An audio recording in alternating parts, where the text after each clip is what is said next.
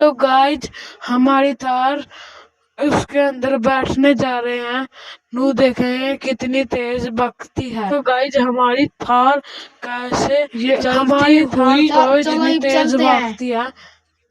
इतनी तेजी से हमारी थार भाग रही है। सामने देखो ये पुल है, इसको पार करके दिखाएंगे दोस्तों। देखो गाइज कितनी अच्छी है हमारी थार, कितनी अच्छी स्टंट्स कर हमारी थार। हेलो गाइज, देखो गाइज हमारी थार पुल के ऊपर से जंप मारेगी। सामने पुल दिख रहा है, उसको पार करेंगे हम। देखो गाइज पुल के ऊपर थार चढ़ चुकी है। आप देखे हैं कितने नीचे जाएगी, फूटेगी ना। देखो गाइज हमारी थार कितने ऊपर आ चुकी है। हमारी कार पानी में पड़ गई, कुछ नहीं होया। हमारी कार आप भी बाज रही है।